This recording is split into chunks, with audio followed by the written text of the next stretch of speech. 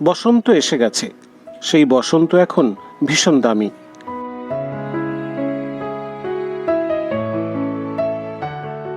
এখন মার্চ মাস, বাংলা ক্যালেন্ডারে ফাল্গুন। আম বা লেবু গাছগুলিতে ফুল ফোটার পর ফলের গুটি সেট হতে শুরু করেছে, কিন্তু ফুটে যাওয়ার পরেও গাছের বেশ কিছু ফুল ঝরে যাচ্ছে। সেট হয়ে যাওয়ার পরেও ঝরে যাচ্ছে ফল। দিন দিন খুশির চেয়ে বিষাদের পাল্লাটাই যেন ভারী হয়ে উঠছে। মনের কোণে বারবার উঁকি দিচ্ছে বেশ কয়েকটি প্রশ্ন।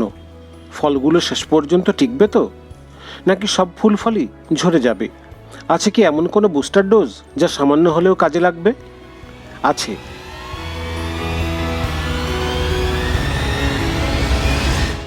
আজকের ভিডিওতে এমন একটি বুস্টার ডোজের কথা বলবো যেটি গাছের পাতায় স্প্রে করতে হবে, এবং স্প্রে করলে আম ও লেবু গাছের গুটি ঝরা অনেক অংশে কমে যাবে।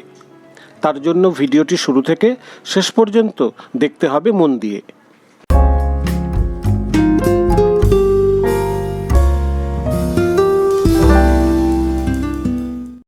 নমস্কার বন্ধুরা, রাজ গার্ডেন্সে আপনাদেরকে স্বাগত।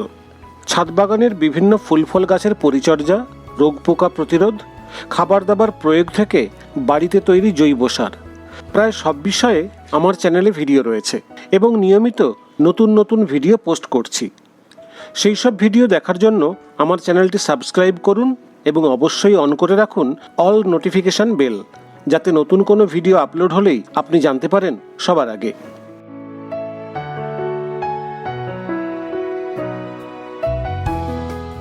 বুস্টার ডোজ কি এবং কিভাবে গাছে প্রয়োগ করতে হবে তা জানার আগে আমাদের জানতে হবে লেবু গাছের ফুল বা গুটি কেন এত বেশি ঝরে যায়।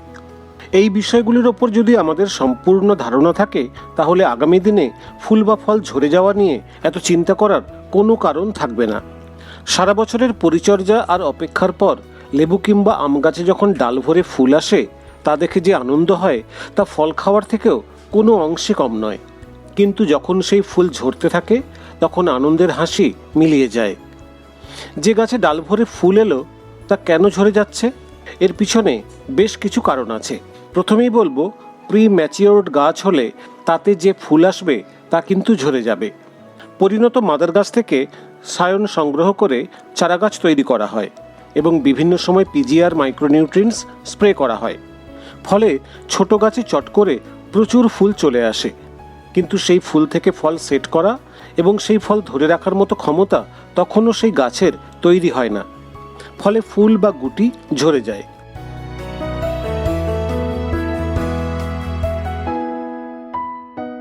লেবু গাছে পুরুষ এবং স্ত্রী ফুল আলাদা আলাদাভাবে ফোটে। নতুন গাছ হলে প্রথমের দিকে বেশি পরিমাণে পুরুষ ফুল আসে।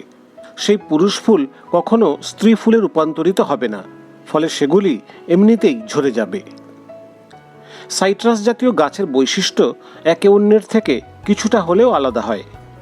তাই পাতিলেবু এবং গন্ধরাজ লেবুর ক্ষেত্রে খুব ছোট গাছে ফুল ফল এসে যায়। পরিচর্যা সেরকম না করলেও ম্যাক্সিমাম ফল ধরে। কিন্তু মাল্টা, মুসাম্বি, কমলা, কিন্ন জাতীয় লেবু গাছের চারা তৈরির সময় বেশিরভাগ ক্ষেত্রে বাতাবি গাছের রুট স্টক ব্যবহার করা হয়। তাই বাতাবি গাছের কিছুটা বৈশিষ্ট্য এইসব চারা গাছের মধ্যে চলে আসে। ফলে ছোট গাছে ডাল ভেঙে ফুল আসে। এত ফুল থেকে ফল গঠন হওয়া কখনোই সম্ভব নয়, তাই বাড়তি ফুল ঝরে পড়ে।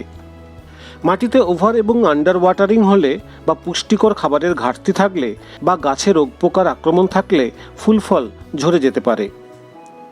গাছে ফুল আনার জন্য পুরো শীতকালটা আমরা যেমন কম করে জল দিই, তেমনি ফুল এসে গেলে মাটিতে কিন্তু ময়েশ্চার মেনটেন করতে হবে। কোনো কারণে এই ওয়াটার ম্যানেজমেন্ট ঠিক না থাকলে অসংখ্য ফুল ঝরে যায়।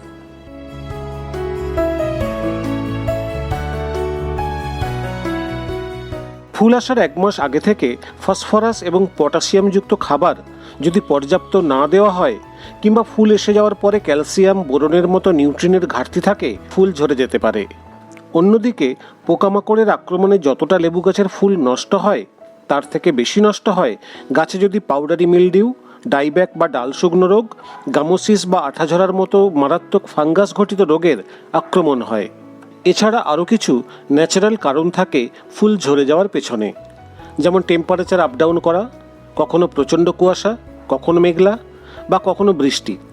এগুলি ফুলের বেশ ক্ষতি করে। আর শেষে যে কারণটি বলবো সেটি খুবই গুরুত্বপূর্ণ, তা হলো ফুলের সঠিক পলিনেশন না হওয়া। পেয়ারা বা সবেদার মতো আম বা লেবু গাছের ফুল সেলফ পলিনেটিং নয়। এদের ক্ষেত্রে স্ত্রী এবং পুরুষ ফুল আলাদাভাবে ফোটে। তাই স্ত্রী ফুলের সঠিক পলিনেশন হওয়াটা ভীষণ জরুরি। এই পলিনেশনের জন্য আমাদের একমাত্র ভরসা করতে হয় প্রজাপতি, মৌমাছি, ভোমরা এবং অন্যান্য বন্ধু পোকাদের ওপর। সঠিকভাবে পলিনেশন না হলে পুরুষ ফুলের পাশাপাশি স্ত্রী ফুলও ঝরে পড়ে।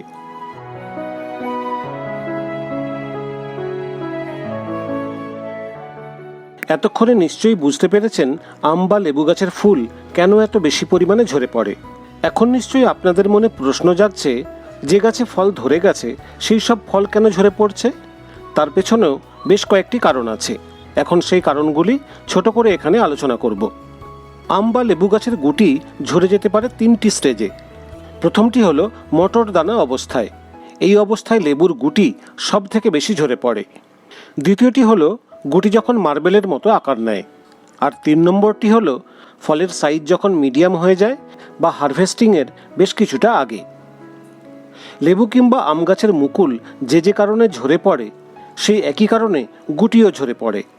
তাদের মধ্যে অন্যতম কারণগুলি হলো স্ত্রী ফুলের সঠিকভাবে পলিনেশন না হওয়া, water stress, high temperature, nutrient deficiency, prematured গাছ, রোগগ্রস্ত গাছ এবং এক্সেস ফ্রুট লোড।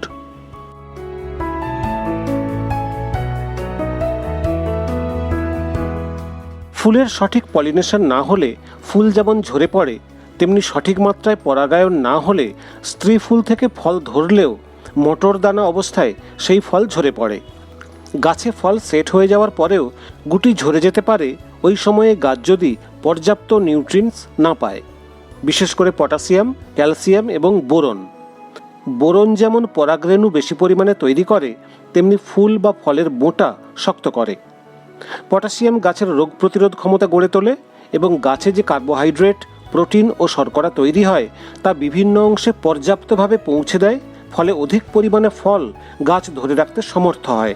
ক্যালসিয়াম গাছকে স্ট্রেস মুক্ত রাখে, সেই সঙ্গে ফুল ফল গঠনে সাহায্য করে।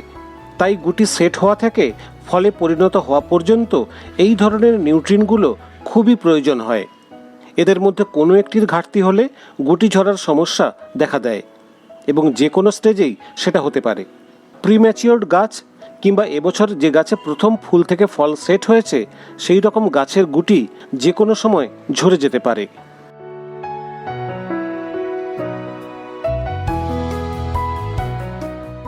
এনভায়রনমেন্টাল স্ট্রেসের কারণে মার্বেলের মতো আকার হয়ে যাওয়ার পরেও লেবু বা আমের গুটি ঝরে যেতে পারে। গুটি যখন এইরকম বড় হতে শুরু করে সেই সময় দিনের তাপমাত্রাও বাড়তে থাকে। প্রচণ্ড তাপের কারণে একটা স্ট্রেস গাছের ওপরে পড়ে।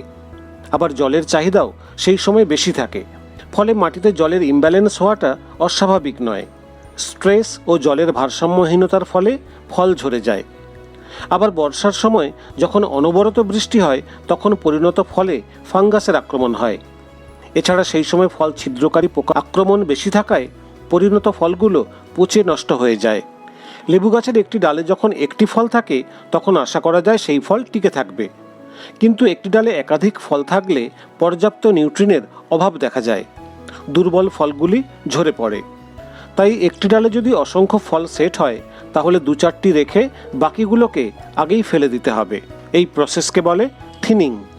গাছ যখন বায়োটিক এবং অ্যাবায়োটিক স্ট্রেসের মধ্যে থাকে তখন সেই পরিস্থিতি মোকাবিলায় তার শরীরে ইথাইলিন নামে একরকম হরমোন তৈরি হয়।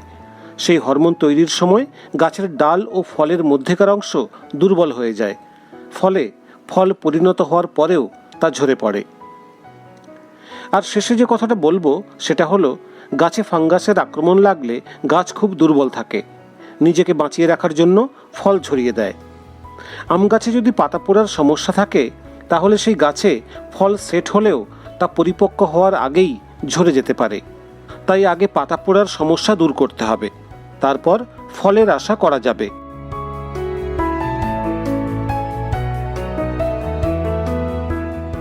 এতক্ষণে নিশ্চয়ই আপনারা বুঝতে পারলেন ফুল এবং ফল ঝরার কারণগুলি।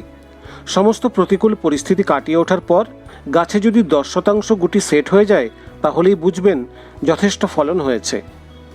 এই ফলগুলো যাতে না ঝরে, সঠিকভাবে বড় হয়, তার জন্যই প্রয়োগ করতে হবে একটি বুস্টার ডোজ। 1 লিটার জলে হাফ চা চামচ করে ক্যালসিয়াম নাইট্রেট, পটাশিয়াম সালফেট, 1 গ্রাম বোরন এবং সিউইড জাতীয় একটি মাইক্রোনিউট্রিয়েন্ট 2 ml একসঙ্গে মিশিয়ে ভালো করে স্প্রে করতে হবে 15 দিন অন্তর 3 থেকে 4 বার। ফুল থেকে ফল সেট হওয়ার এই দ্রুত প্রসেসে গাছের সবথেকে বেশি প্রয়োজন হয় ক্যালসিয়ামের। বাংলাদেশের বন্ধুরা ক্যালসিয়াম নাইট্রেট না পেলে মাটিতে ক্যালসিয়ামযুক্ত খাবার প্রয়োগ করবেন। ফল ধরা অবস্থায় যেমন স্প্রে করা যাবে, তেমনি গাছে ফুল থাকা অবস্থাতেও এই বুস্টার ডোজ দেওয়া যাবে।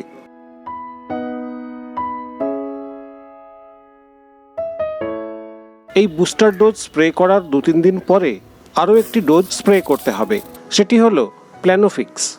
এর কেমিক্যাল কম্পোজিশন হলো আলফা ন্যাপথাইল অ্যাসিটিক অ্যাসিড। এটি অক্সিন গ্রুপের হরমোন। গাছের মধ্যে অতিরিক্ত ইথাইলিন তৈরি হওয়া কমিয়ে দিয়ে গাছের ফুল ফল ঝরা বন্ধ করে।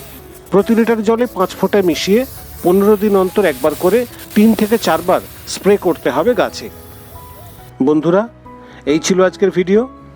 গাছে ফুল ফল থাকা অবস্থায় কি করবেন আর কি করবেন না, গাছের গোড়ায় কখন কি মিশ্র খাবার প্রয়োগ করবেন, তাই নিয়ে সেপারেট ভিডিও রয়েছে আমার চ্যানেলে।